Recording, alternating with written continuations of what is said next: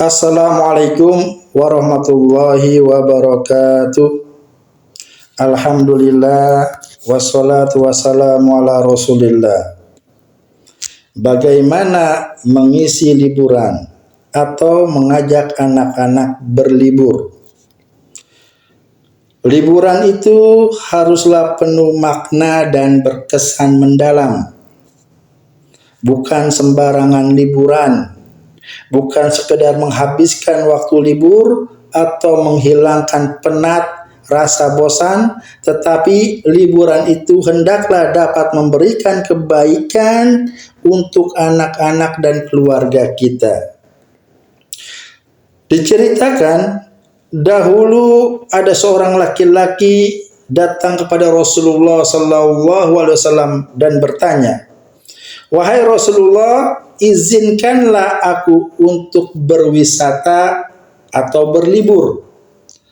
Maka Nabi SAW pun menjawab, "Wisata umatku adalah jihad di jalan Allah." Ini hadis sahih riwayat Abu Daud. Dari hadis ini dapat difahami bahwa Rasulullah SAW mengaitkan liburan atau berwisata dengan tujuan yang agung dan mulia. Islam mengaitkan wisata atau liburan dengan ibadah dan mendekatkan diri kepada Allah Subhanahu wa taala, seperti berjihad di jalan Allah atau berperang, atau pergi haji atau umroh, atau belajar hal-hal yang baru. Dalam pemahaman Islam, wisata itu dikaitkan dengan ilmu dan pengetahuan.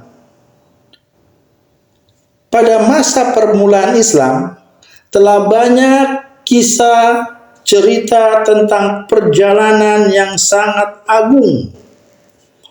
Perjalanan para ulama dalam mencari ilmu dan menyebarkannya. Maka wisata keluarga bisa dilakukan dengan hal-hal yang sederhana seperti mengunjungi perpustakaan atau pergi ke toko buku.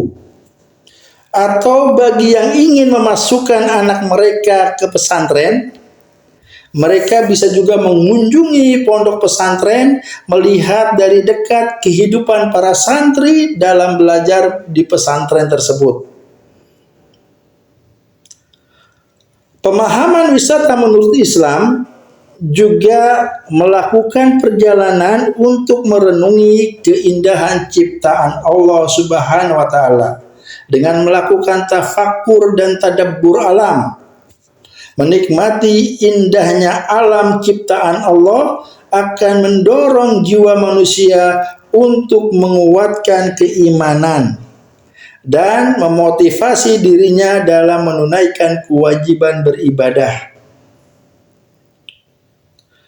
Bagi orang tua yang ingin anak-anaknya masuk ke pesantren, maka mengajak anak-anak atau cucu bisa berlibur atau jalan-jalan ke pesantren.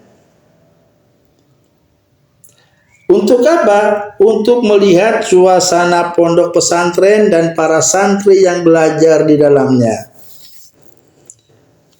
Mengapa penting orang tua mengajak anak-anak atau cucu mereka ke pesantren?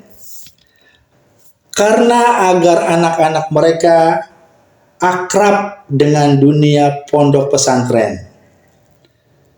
Di pondok pesantren, kurikulum dan metode pendidikan sangatlah membentuk anak didik mereka. Yang pertama, pondok pesantren itu membentuk akhlak yang mulia. Salah satu tujuan utama pondok pesantren adalah membentuk karakter dan akhlak yang mulia pada para santrinya.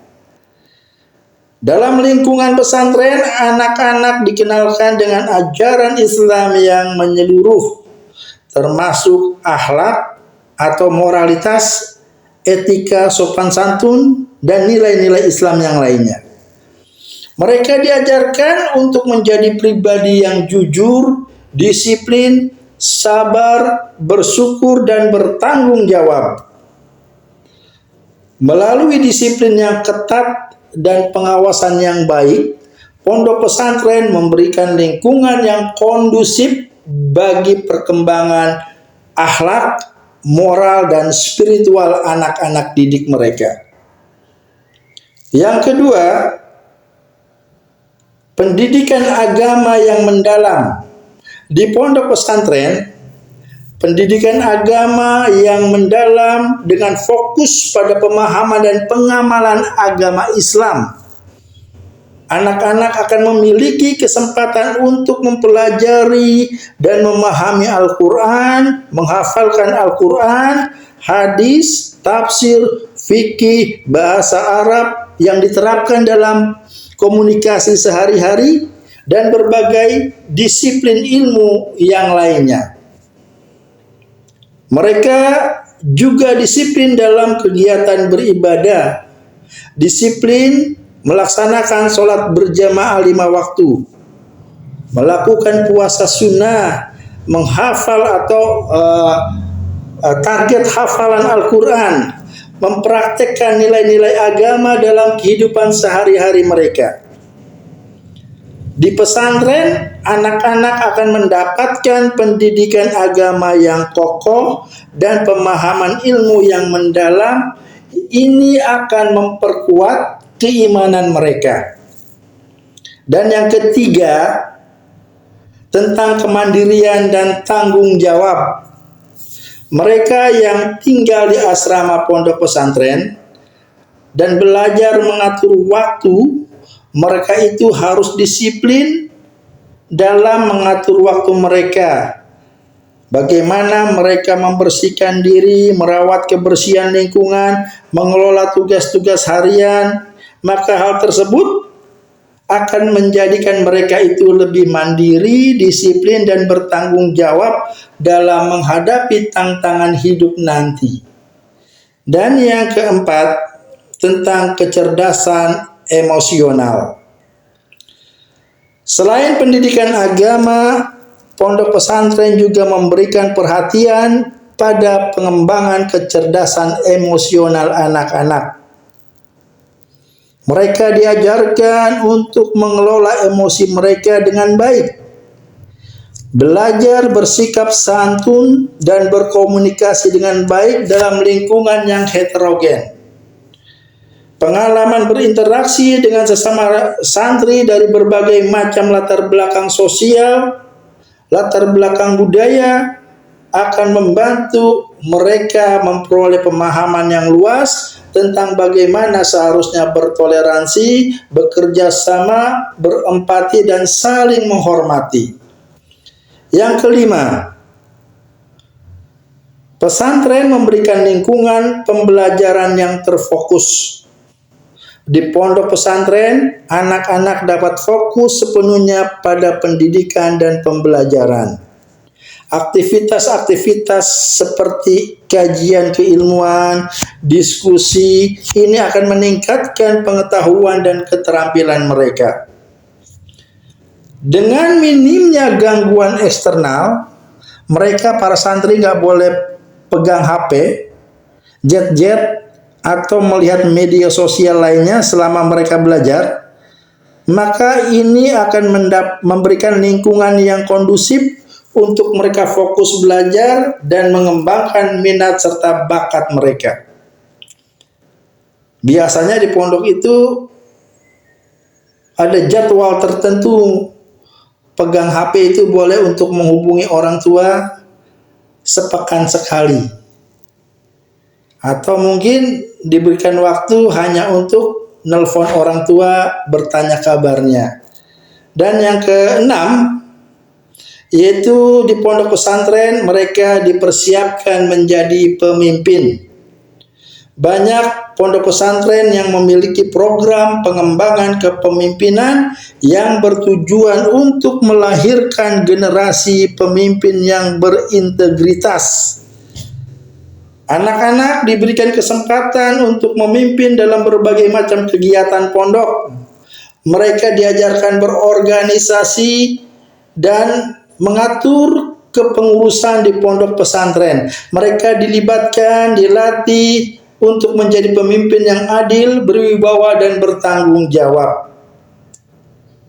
Pembelajaran dan kaderisasi di pesantren ini akan mempersiapkan mereka untuk nantinya bisa mengemban peran kepemimpinan dan bisa berkontribusi di masyarakat.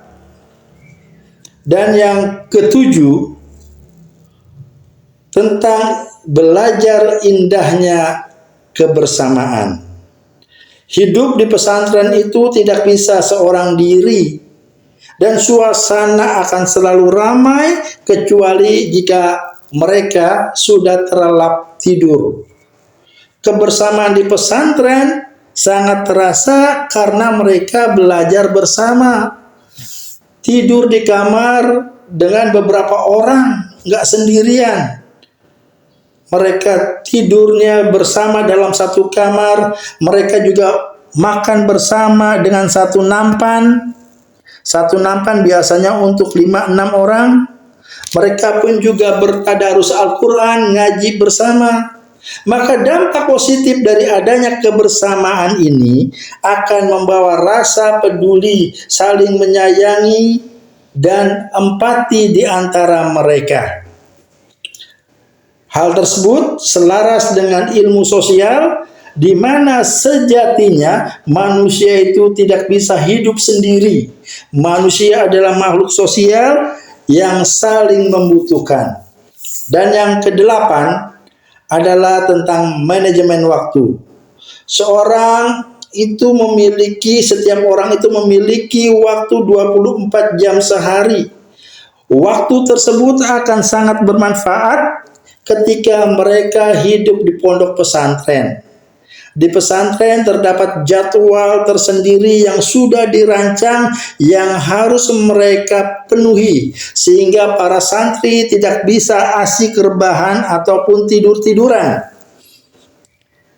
Apabila pesantren tersebut disertai dengan sekolah umum, maka seorang santri itu harus bisa membagi waktunya dengan baik antara mereka sekolah atau pelajaran di sekolah umum dengan pelajaran di pondok.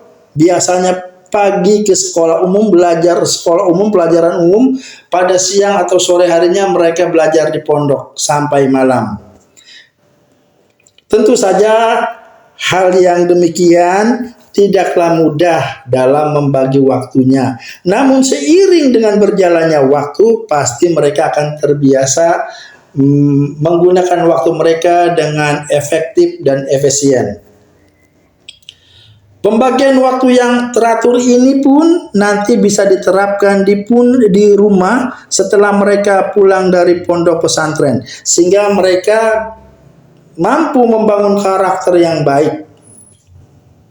Maka secara keseluruhan, pondok pesantren itu dapat memberikan pendidikan holistik yang menyeluruh, mencakup aspek agama, moral, akademik, sosial, dan lain sebagainya.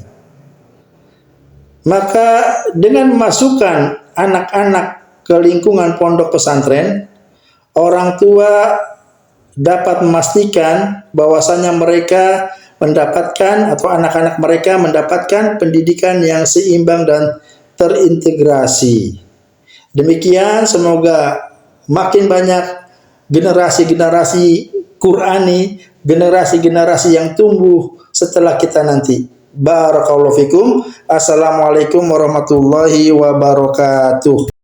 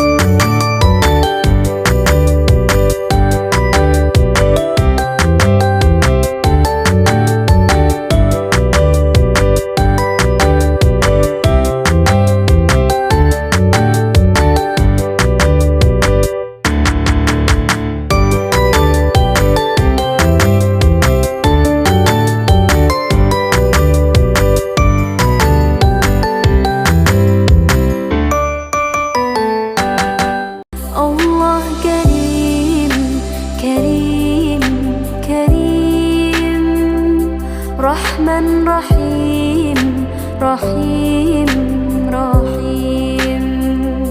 Qum lil ibadah talqa as-sa'adah, talqa as-sa'adah.